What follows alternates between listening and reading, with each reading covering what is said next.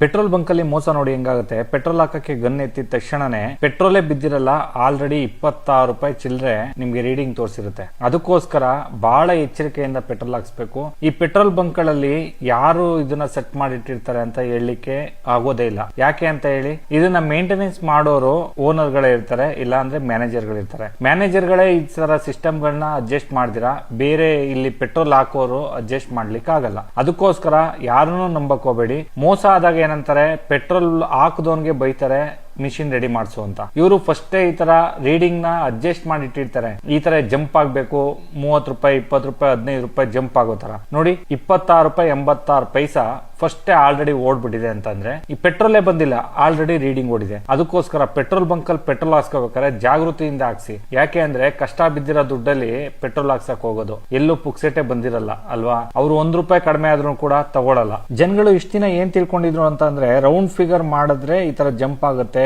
ನಮ್ಗೆ ಮೋಸ ಆಗುತ್ತೆ ಅಂತ ತಿಳ್ಕೊಂಡಿದ್ರು. 100 200 50 ಈ ತರ ಹಾಕ್ಸೋದ್ ಬೇಡ, ಇನ್ಮೇಲೆ ಹಾರ್ಡ್ ಆಗಿ ಹಾಕ್ಸೋಣ, ಹಂಗಂದ್ರೆ ರ್ಯಾಂಡಮ್ ಆಗಿ 115 120 117 ಈ ತರ ಏನಾದ್ರು ಹಾಕ್ಸೋಣ ಅಂತ ಹಾಕಿಸ್ತಾ ಇದಾರೆ ಇವಾಗ. ಆದ್ರೆ ನಾವ್ ಎಷ್ಟಕ್ಕೆ ಹೇಳಿ ಅಲ್ಲಿ ಟೈಪ್ ಮಾಡಿಸಿದ್ರು ಕೂಡ ಅದು ಫಸ್ಟ್ ಗನ್ ಎತ್ತಿ ರೀಡಿಂಗ್ ಇದು ಓಪನ್ ಮಾಡ್ತಾರಲ್ಲ ಗನ್ನ ಪೆಟ್ರೋಲ್ ಹಾಕಕ್ಕೆ ಅಂತ, ಅವಾಗ್ಲೇನೆ ಈ ತರ ಜಂಪ್ ಆಗುತ್ತೆ. ಎಲ್ಲರೂ ಹುಷಾರಾಗಿರಿ. ಒಂಚೂರು ಗನ್ನ ಮೇಲ್ಗಡೆ ಕಿಟ್ಕೊಂಡು ಹಾಕಿ, ನಿಮ್ಗೆ ಪೆಟ್ರೋಲ್ ಬೀಳುತ್ತೋ ಇಲ್ವೋ ಅನ್ನೋದು ಗೊತ್ತಾಗುತ್ತೆ.